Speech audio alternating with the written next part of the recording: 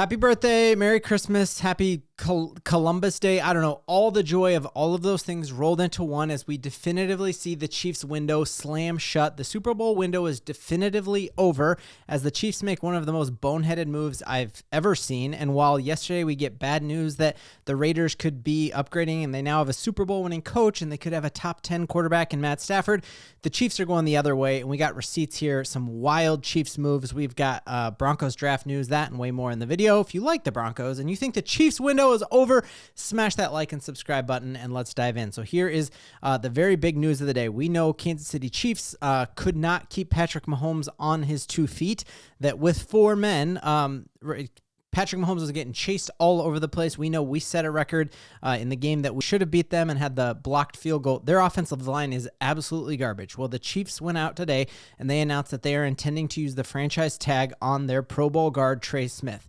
Now, this is a wild amount of money to use your franchise tag because the way the franchise tags work is that it's an average of everyone at that position. Well, the tackles, and especially left tackle, gets paid a lot more than your center or your guard. So using a franchise tag on an offensive lineman, unless it's your tackle, is already a boneheaded move because you are now guaranteeing him $25 million. Now, the Chiefs are saying they hope for a long-term deal with him, but if they haven't gotten it done to this point, knowing that there are a ton of teams out there on free agency who are hoping they could get him, that's incredible to be giving your guard, who I'm going to show you in a second, isn't even a top 7 guard in the NFL, to give him way more money than we're giving Quinn Meinerz is just cuckoo cuckoo. Like, it is absolutely wild. So you will remember the Broncos made a brilliant move and they locked Quinn Meinerz up on an average of an $18 million deal. We talked at the time how that was a fantastic home team discount for Quinn Meinerz, the best guard in all of football, to get that. And it is looking even better when you are looking at the Chiefs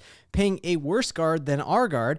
$7 more million for us, which is just absolutely crazy. So when you take a look at who are PFF's highest graded guards from this season, you will scroll and you will see you do not even find this guard they just gave the top money in all of football to play for them. So he is not even in Pro Football Focus is top 10. Where you look here, Quinn Meinerz's grade, he's number 2 on here, and his grade was an 86.9. Trey Smith last year was a 78.8. So you are giving a far inferior guard way more money than we are giving Quinn Meinerz. So that's fantastic, especially when you consider the fact that they don't have money to give out. We've talked about this.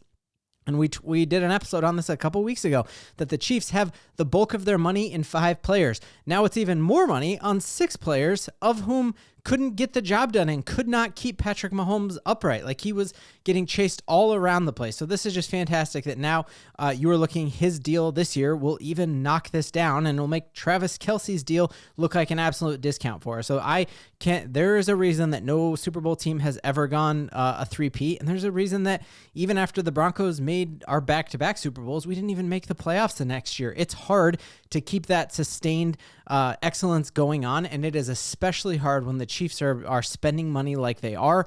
This just could not be better news for the Broncos, but it did get a little better because one of their big hopes in Kansas City was that Travis Kelce would ride off into the sunset.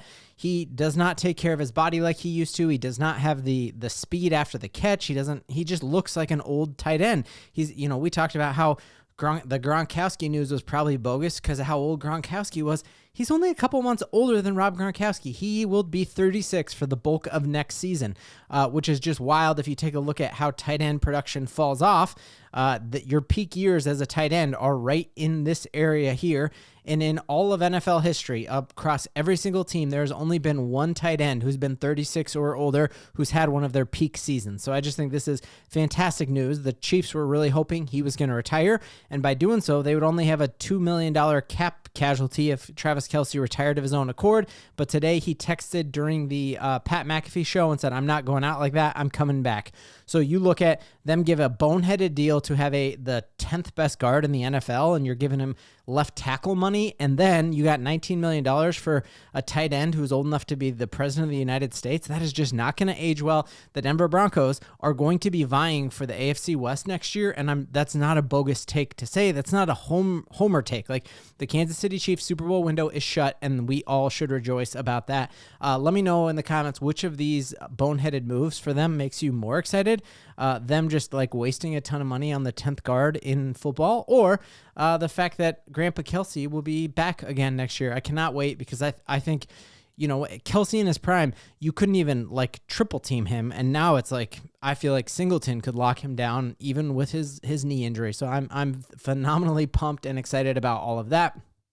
We get some news here that the Denver Broncos have actually been officially named as potential trade targets for Deebo Samuel. And on top of that, the Broncos are going to be doing a joint training camp this year in San Francisco. I think it's actually like Santa Clara is where their practice facility is. And that just shows that like the Broncos relationship, because of John Lynch, because of Shanahan growing up in Denver, Kyle Shanahan, that is, that's a very close relationship. And so you could see a world where the Broncos are, could make a deal with Deebo Samuel. So we'll wait to see that. But interesting news that we have officially been named in that link. And then next thing is that as we are talking about who are the Broncos going to come out of this draft with, I am more and more confident that we're coming out with a tight end, and not necessarily that we're coming out with a tight end in the first round.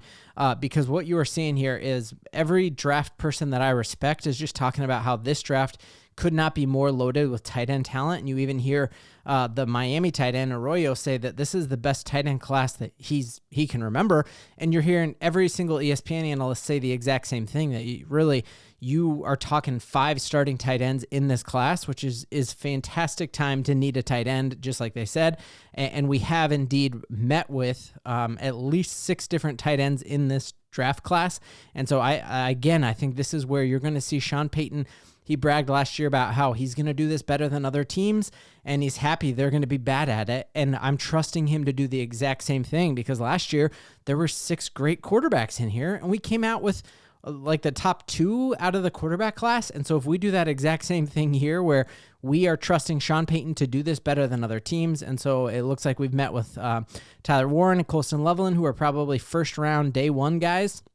There's now a recent report that has Colston Loveland being a top 12 pick, which means like if you wanted Loveland, you'd have to actually trade up. So that would be interesting to watch. But then you're looking here at Fannin. We haven't met with Fannin yet, but I think that probably will come. Is that a smokescreen because we intend to try to get him without even meeting with him?